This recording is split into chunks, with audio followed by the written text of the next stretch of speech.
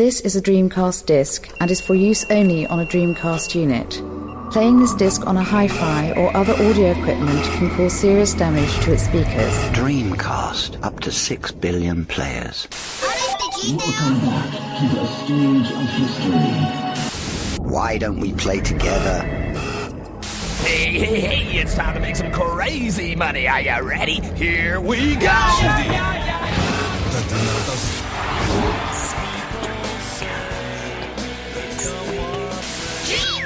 Please stop this disc now.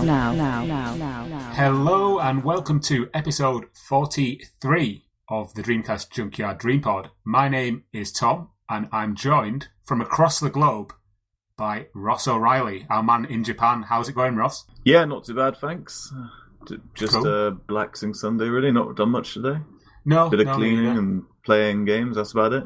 We are recording this on the 27th of November 2016, and that means that this is the 18th birthday of the Dreamcast, which was released on the 27th of November 1998. Ross, can you confirm that there are in fact street parties going on across Japan as we record this? Oh yeah, let me just have a look out the window quickly. It was a bit crazy earlier. So. Yeah, still going on. Yeah, Lots yeah. of people out in the streets. Yeah, Cool. yeah. I saw some reports on CNN. That's all. I just wanted to confirm that they are in fact going on as we record this podcast. Yeah, it's a national holiday, yeah. It's a shame it's a Sunday, because I would have got the day off work if it was a different day of the week. But... oh well, next year. Next year. Cool. Right, let's begin as we always do. Let's talk about what we've been playing, what we've picked up, if anything. I'm going to let you go first, Ross. Have you been playing anything? Current gen, retro, or picked anything up? Well, recently I actually sold my PSVR last week, and with the money from that, and I also sold the TV I had at the time. So I sold my TV, the PSVR, and with that I bought a 4K TV. So I've been trying out a lot of games in 4K. One of which is Shadow of Mordor. Oh, so have you got PS4 Pro then? No, my PS4 stopped working about a year ago, and I pre-ordered the PSVR. I was going to get another PS4, and then I borrowed my friend's PS4. I played PSVR for about a week, and I wasn't impressed at all, because I've already got the Vive, and it was all right, but just nowhere near as good as the Vive. So I just decided I can't be bothered with consoles anymore. I'm selling this and just going all in on PC. How are you playing? Oh, so you're playing PC games? PC on the 4K TV, right? I see, got you. Yeah. And Shadow of Mordor looks absolutely beautiful. Like, especially like the blood and stuff in 4K. Like, just looks amazing. All these little globules of blood, you can see them all individually. Yeah. And have you played the game? I've not played Shadow of Mordor. No. No. It's the game itself. It's really good. It's an open world game. I don't usually like open world games, but this one's quite a small open world, so it's quite focused, which I like. But the main thing, the thing that like makes it stand out from other games, is definitely the enemy orcs. Like, they've got loads of character, and they say loads of funny stuff that I don't. You got to just look up YouTube at some of the stuff they say. It's hilarious, and every single character. Although I'm sure there's some like procedural generation going on for these characters, but even so, like, any one of these individual orcs could be like the main bad guy in another game, starring the main bad guy in another game. Like, they're just so well made, and everything they say and how they move is really cool. Just really makes the game, that alone. I have looked into the game quite a lot because I keep meaning to buy it and play it, and I've heard a lot of talk about the game on other podcasts. So I know quite a lot about the game, just haven't played it myself yet, but I will do, because it's only like £10 now on PS4, so I'm pretty sure I'll get it in the near future. I picked up for £3.50 on G2A.com, this site that sells codes, like Steam codes or whatever, so I only paid £3.50 for it. I wouldn't have paid 40 quid for it. Same, it's kind of like Rise, Son of Rome. That game as well, it didn't get very good. Well, actually, Son of Mordor reviews were okay, but not great. But Rise as well got bad reviews at the time. But then I imagine if you paid 40, 50 quid for it, you would kind of be a bit disappointed. But as I played both the games much later, and like I paid about a tenner for Rise, and like I said, $3.50 for Mordor. Yeah, they're really good games, and I don't mind them being a bit shorter. Like, I don't have time to play 30, 40 hours in a game. Like, a 10 to 15 hour game is fine for me. Have you played anything on the Dreamcast at all? No, I played a bit of Power Stone and Virtua Tennis the other day with a mate, but not anything new or interesting there. How about yourself? What have you been playing then recently, Tom? On the Dreamcast, the only game I've played recently has been Ferrari F355 Challenge, and that's because I picked up the PlayStation 2 version for £1 on eBay. And really, it was more out of curiosity because I'd heard that it was a really good conversion and it had a few extra gameplay modes and things like that. And so I played it on the PS2. And yeah, it's practically the same game, but there are a couple of little things that are different. Like, for example, all the tracks are available from the beginning, so you don't have to unlock them all. And there's also an external view, which obviously was missing from the Dreamcast version because it was basically a direct port from the arcade. It's widescreen as well, isn't it? I believe so, yeah. I've not really delved into it too much, but I will do over the next coming week. One thing that I did notice is that the colour palettes are slightly different. So the PS2 version looks really kind of bright and like, you've got the TV colour turned up too high, whereas the Dreamcast version looks kind of really subdued and more realistic. And I don't know why that is, but I'll probably do a video on the two versions in the coming week or so and just compare them. Yeah, that sounds really that sounds strange to me. But you're playing with what, RGB composite or composite on the same TV. It's Sony TV as well, so it's got a really good, nice CRT screen. I wonder if you use do you have component cables for the PS2? I do, yeah. So I wonder if it supports. Well, it will support them, but I wonder what resolution 355 will output at if you use component cables. So whether it's supported by 480p or whatever, or do they even go up to 720 on PS2? Mate, you are literally talking to the wrong person when it comes to like resolutions and stuff. I honestly don't know. Well, I'd say do that. It's not something I'm interested in. Try that. Use VGA for the Dreamcast, and then try using a component for the PS2. And see if that gives a better result. Because the device I've got, the recording device I've got, is it's an Elgato HD. It has inputs for composite, but it doesn't have component. No, it has. It doesn't have VGA or something. Anyway, the only way I can get a comparable image from each system is through component. No, composite. God, I'm getting confused now. Anyway, that'd be an interesting series, I think. Like for the page, some like comparisons of the differences between the Dreamcast and other versions of Dreamcast games or whatever. Yeah, that's something I might look into in the near future. Yeah.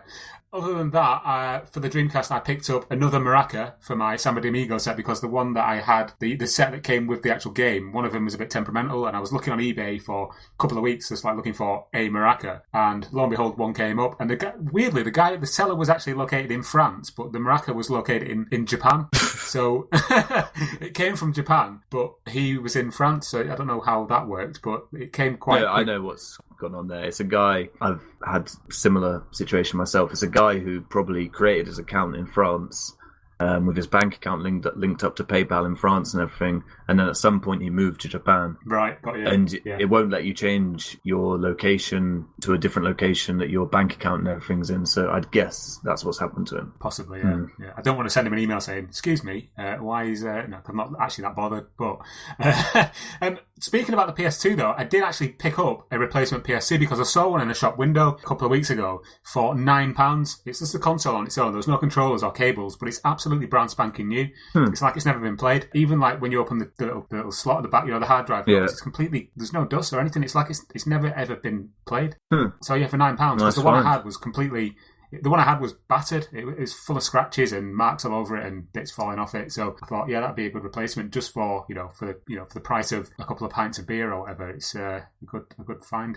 On the current gen systems, I've been playing on the PS4. I've been playing The Witcher 3 still and PES 2017, and I've been playing a game on the Vita called Slain, which is a kind of like a Castlevania style game, a bit like Volgar the Vikings, side-scrolling 2D hack and slash game with pixel art visuals. It's really good, but it's really difficult, and so I've been busily hacking my way through that and trying not to throw my Vita at a wall when I get killed for the millionth time in the same place, because it is one of those games where you have to pass a checkpoint, and then when you die, about 10 minutes later, you go back to that checkpoint and you're like, my God. Proper old school gaming. It is. That's what they've tried to do. It is really old school, but it's really, really frustrating, especially when you can see the next checkpoint coming up on the screen and then something just appears in front of you and kills you. You're just like, what? How? Like... That's Volgar the Viking all over. Like that game's horrible like that. Yeah, I did. I reviewed it for Retro Collect yesterday, actually, and I did mention. I saw the link. I didn't actually read it, but I did see the link in one of the screenshots. Looks kind of interesting. Don't bother me. It's too long. Didn't read. I probably won't bother. But was it? To be perfectly honest, At least you're honest. my PS Vita's not been used in months now. Right. Yeah, the party's over with that for me. Was it physical release though? No, it's digital only. But I believe it may be getting a physical release in the near future. But don't quote me on that. I think I've read that somewhere on a forum or something when I was looking at some research for the game. I did actually request a review copy, but they ignored me. So I bought it. Anyway, let's move on to the first topic of discussion, and that is that there are 3 indie games coming to the Dreamcast that we've not really covered before on the Dreamcast Junkyard, and as well as all the big ones like Elysian Shadows and Xenocider and Slave, these 3 are coming from smaller teams, but still look quite interesting for what they are. Did you see the article I put up on the Dreamcast Junkyard this week, Ross? I did read that one, yes I did. I was quite surprised, I'd never heard of him either, to be honest.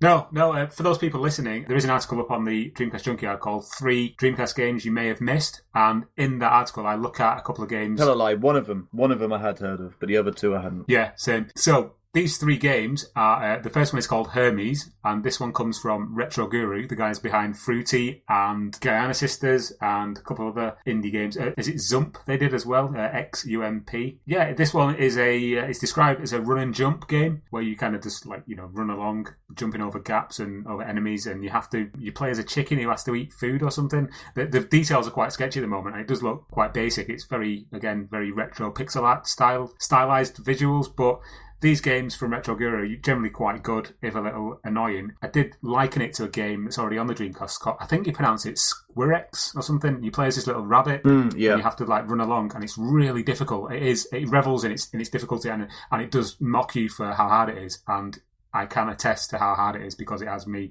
ripping my hair out when I've grown it long enough that I can rip it out. But that's Hermes. Any thoughts on that one, Ross? Well, so far all we can... the concept sounds really good, and they said it's like anti-vegetarian or something.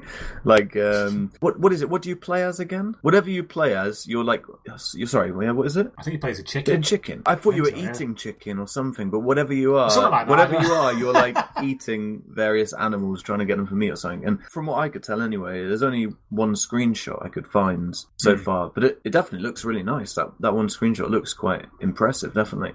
And seeing as it's made by, they're called Retro Guru. Retro Guru, yeah. And seeing as it's made by them, I've got some hope that it won't be Kickstarter and it will be released at quite a reasonable price. So yeah, I'm definitely keeping an eye on that one from now on. If it's anywhere near as reasonably priced as, was it Fruity? Yeah, Fruity was released at, I think it was €2.99, so that was really ridiculous. Really I wouldn't expect it to be that cheap again, but yeah, if it's sub 20 quid, then definitely I'll consider giving it a look. I think if the end game looks as good as the one and the only one screenshot I've seen so far. Okay, the next one on this list is a game called Survival Code, which I'm going to be honest, it doesn't look that good at the moment. It looks like it's been made in Paint or something. Do you know what I mean? With the it looks awful. Sprites themselves. The animation as well looks awful. The thing that interests me though is the story is kind of based on that. The WoW signal. From back in the 70s where the space telescope got that anomaly from deep space, and then the guy sort of scribbled around it. Wow.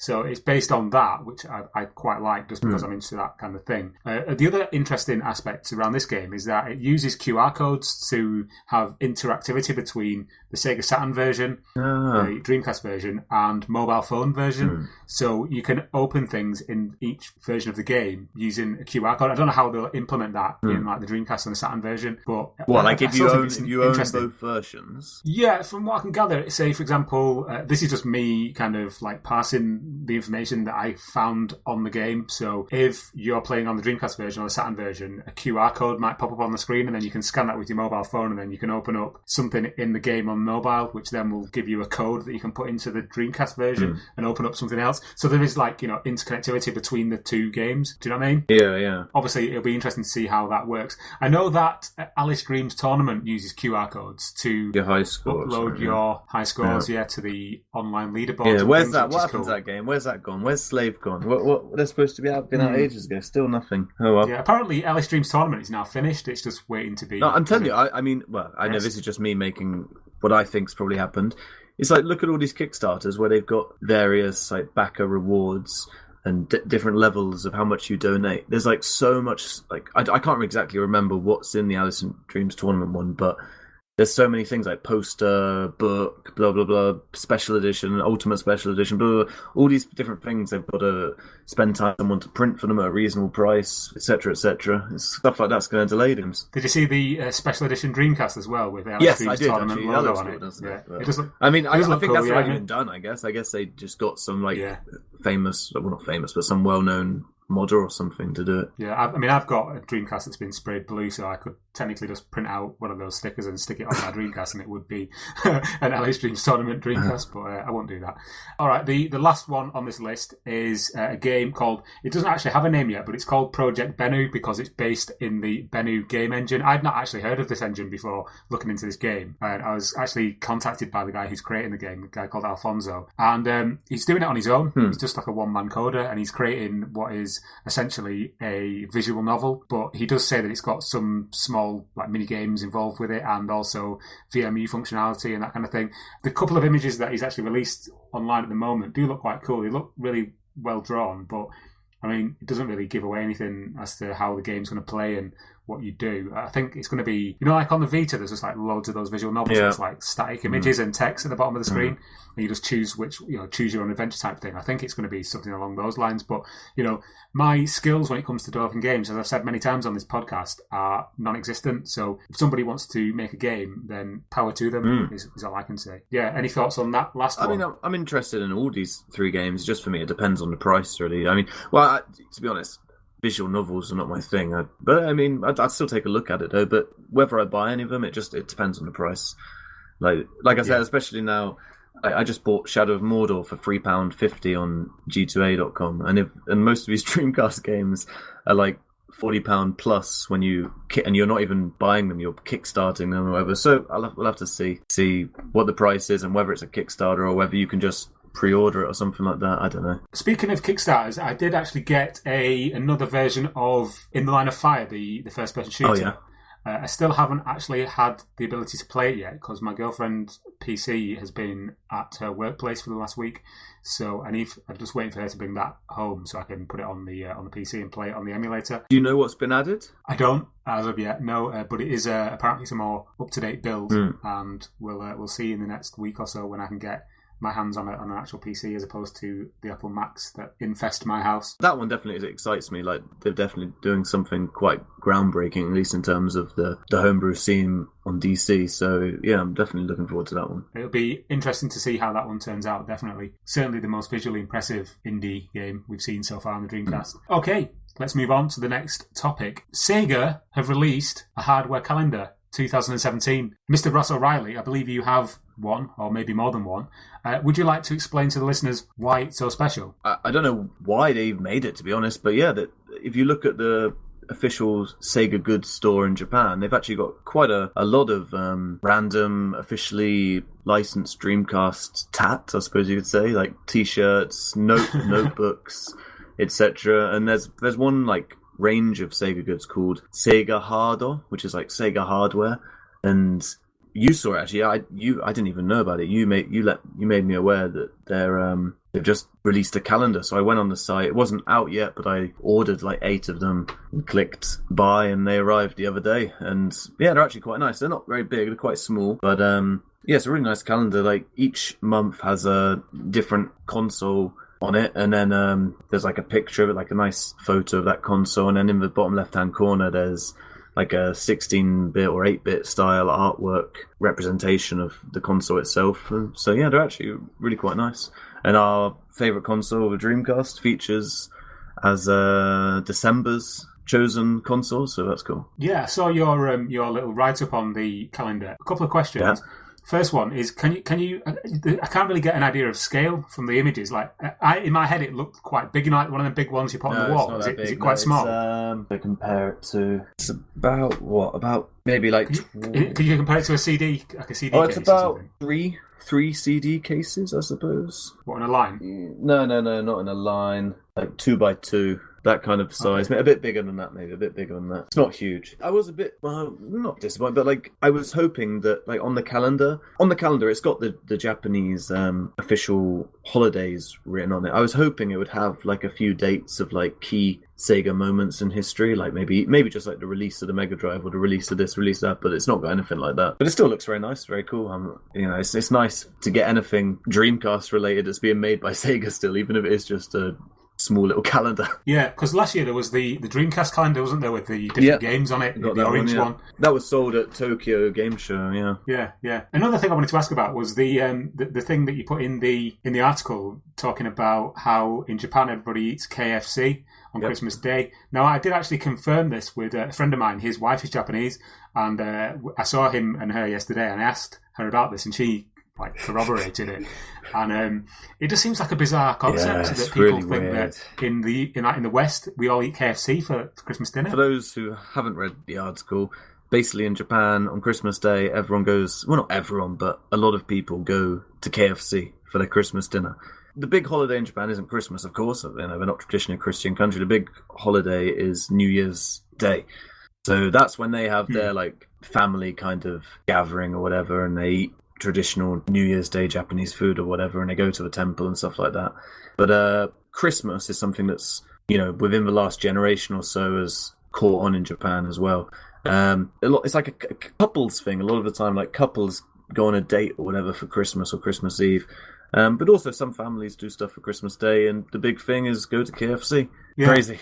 Yeah. Well, But they believe, though, when I say they, I'm generalizing here. I'm sure not every single Japanese person believes this, but a lot of them do.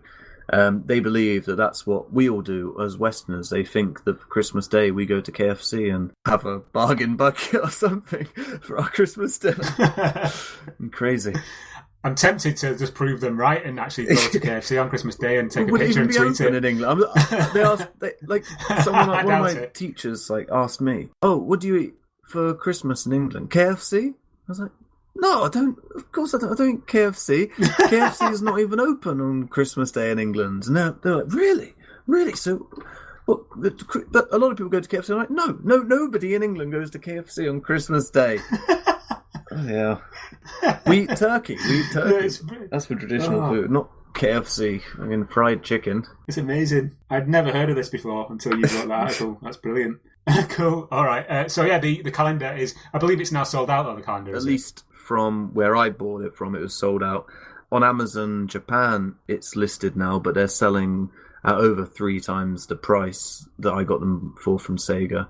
And if you put in a UK address, I mean, that's before you even get to shipping. If you put in a UK address, it won't even let you order them. So nope. I think the only way you're going to be able to get them is eBay or Facebook or something like that, if people are in Japan. Cool. All right, then. Let's move on to our last topic. And that is, this week I've been looking on a website called Etsy.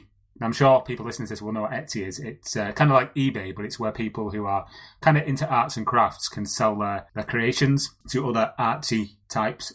You generally get things like on there, like soft furnishings or art or, little sculptures and things that people have made. But if you type the word Dreamcast into the search box, a whole new wondrous world will open up in front of you. People selling all manner of bootleg things relating to the Dreamcast, things they've created, artwork, little models. It's absolutely brilliant. It's fascinating as well that this kind of all exists, kind of hidden in plain sight, because the first place that I would look for Dreamcast stuff is usually eBay or, to a lesser extent, sometimes Gumtree, but there's never really that much stuff on there. Now, what I thought we'd do for this last section of the podcast is myself and Ross are both going to have a look at Etsy and type the word Dreamcast in as our search term and see what weird and wonderful things we can find. You can actually play along at home if you like while you're listening to the podcast. Get a bit interactive.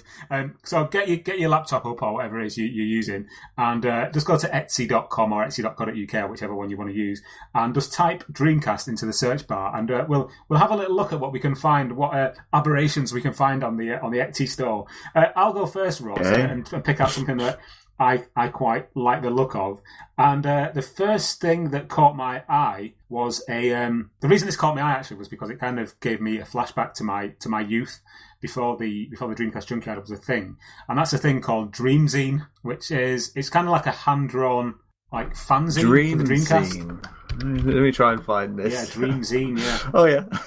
When I was a student, I used to make fanzines on the computers at college, and then I'd print them out and try and sell them to people, but nobody wanted to buy them. I usually just got funny looks and told to fuck off.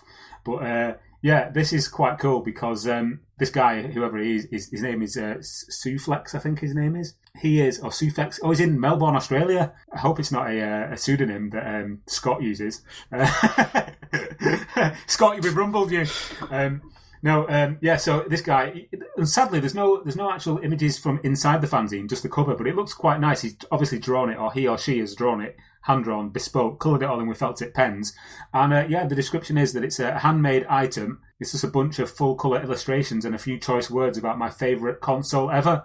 So yeah, that's my first choice. I like the effort that's been put in. There's nice PAL kind of stylings. Yeah, it's got eight 5-star ratings here. Great stuff. Really enjoying the zine. Thank you so much. Loved them. Yeah. Thank you so much for the zines. Love them. I don't know if they're real or not. I don't know if I believe 8 people have bought a hand-drawn Dreamcast fanzine. I don't know.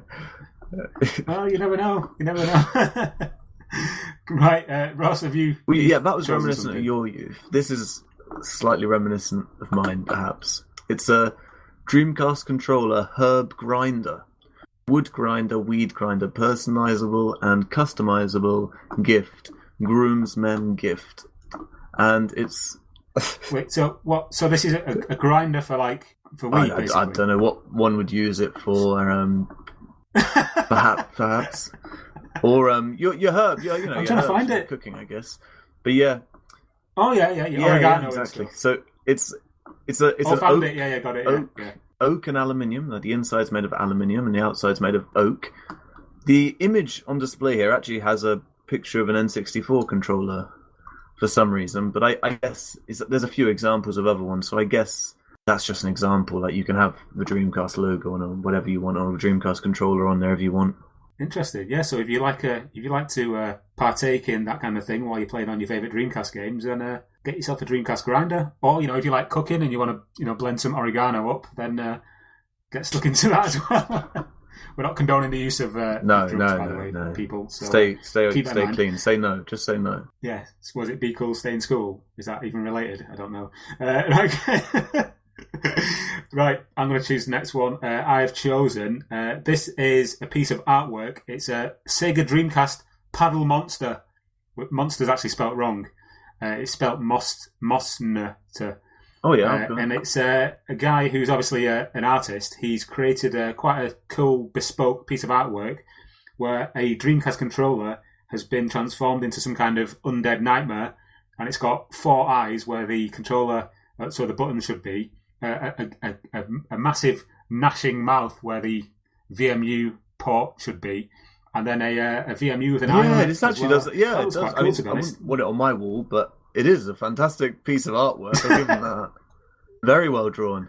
Yeah, I'm just looking at his other bits of art. He's obviously a very talented artist.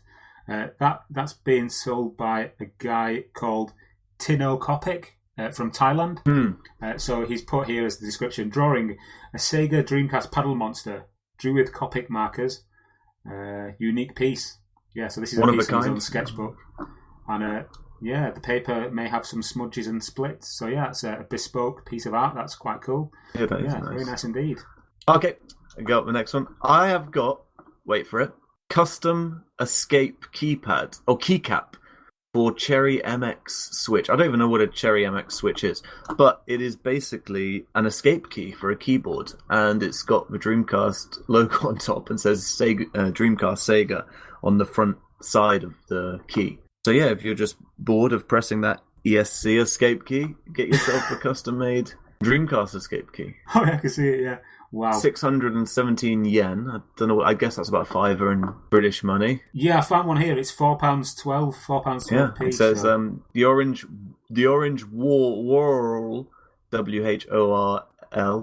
of Dreamcast. How to use. Prepare a keyboard which uses Cherry MX switches. Pull off escape keycap put on this item instead of original Escape keypad. So there you go. That'd be a nice Christmas stocking filler for a loved one. Sure, thank you for that. Okay, my last choice is not so much an item, but kind of more of a genre of items, and that is the sheer number of bootleg games that are actually on Etsy. A repro was going to be one of mine as well, so we'll just do this as a joint choice then and talk about some of our picks. Yeah, okay.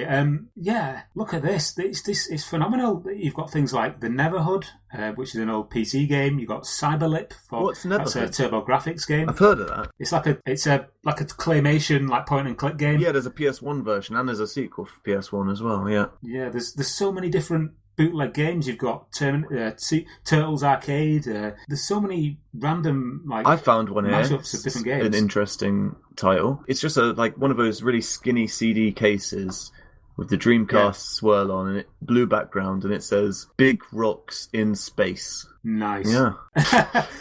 Beats of Rage Kingdom Hearts Edition. Windjammers for the Neo Geo. That's probably a Neo Geo for all conversion. Yeah, a lot of these, I guess, are just like ROMs running on the various emulators that work on Dreamcast, I think. Yeah. There's one here called Foosball 0.92, so don't know how cool that's going to be, but if you want to play foosball or table football, as it's more commonly known, on your Dreamcast. This one, DC Blap, the next dimension of Pong. What are these games? Skull Kings. They're all really kind of intriguing looking, but they're probably just a load of shit, most of them. There's also a worrying number of repros of actual games, like Shenmue 2 and Street Fighter 3 Third Strike. I mean, I suppose this is using Etsy as a way of actually getting around eBay's not very well enforced rules about selling bootlegs. Do you know what I mean? Because even though you go on eBay and you type Dreamcast, you will find people selling copied games. It's not enforced really by eBay at all. But if you do it on Etsy, again, we're not encouraging this, but I suppose this is a way that people have found to get around that. Yeah, I'm not sure. I don't get. I mean, I haven't got a problem with people playing bootlegs or whatever. No, I couldn't give a toss. Games that are like 10, 15 years old and aren't made anymore. But I don't care. But I also don't really understand why you'd pay for a bootleg of a game. I just don't get it. Just download it and burn it onto a disc. I don't know why you'd want a fake game on your shelf. I don't know, it's just me, that's my opinion. And some of these are really expensive. Some of these are like 35 quid or something for a bootleg. I don't get it. There's one here called it's just called Blast 'em Up. That's it. Blast 'em Up with a weird Dreamcast logo on it. That's £10.70 from Coastline Games. So yeah, if you want to see what we're looking at, like I say, just get yourself on. I found Big Rocks in Space. I have found one more actually. I found a Hazuki Tiger necklace, Shenmue inspired, and it's like the on the back of, I think it's on the back of Ryu's jacket, or Ryo's jacket, tiger. It's like that on this. It's not really a chain. It's like, what do you call that? It's like braided. That cord. It looks actually it looks pretty crap, to be honest. So yeah, try it yourself. Get yourself onto Etsy and have a look at the Dreamcast stuff. It can be quite entertaining, to be honest. Just looking at some of the stuff that people have created. Not just the games, but like the cups and the T-shirts and the artwork. I mean, we picked out the funny stuff, right? But there is actually some pretty good looking things on there that I might consider buying. I don't know. Yeah, some of the T-shirts look quite good, don't they? Anyway, Ross, let's draw that one to a close. Our Etsy adventure. This episode of the DreamPod is going to be a little bit shorter than the usual ones, just because we're not trying to use it up. We are using up the last remaining just under an hour that we've got left on our server for this month before it caps off. So yeah, I think that's going to do it for this particular episode. What I want to do now is I just want to thank the people who still continue to support us on Patreon. I have reduced the amount that people can pledge to just $1 because I just thought that it was better that way rather than having different tiers, because obviously we don't really put a lot of stuff on Patreon. It's just, if you want to support the podcast, then you can, or the site, then, we're thankful for your dollar of support. But yeah, thank you to all you people who do contribute. It's very much appreciated. And I think that'll do it for this month. We can be found on Twitter at the DC Junkyard, and we can be found on Facebook at www.facebook.com/the Dreamcast Junkyard. We do have a group as well, which is groups/Dreamcast Junkyard, and also on our main website, which is www.thedreamcastjunkyard.co.uk. I can be found on Twitter at Tom Lee C. Ross, you can be found on Facebook at Ross O'Reilly. Don't find me. Yeah. What did you say? Don't find me. Don't find me. I'll find you. So yeah, don't find Ross, he'll find you. And yeah, thanks very much for listening to this slightly shorter than usual episode of the DreamPod. We hope you enjoyed it. And if you do like what you've heard, please consider going onto our iTunes page and leaving us a review, 5-star or 1-star, whichever you see fit. But yeah, that'll do it for this time, and we'll see you on the next one, and hopefully we'll have more people and we'll have a bit more to talk about. So yeah, thanks very much, and thanks for listening. Yeah. Goodbye. Good night. Goodbye.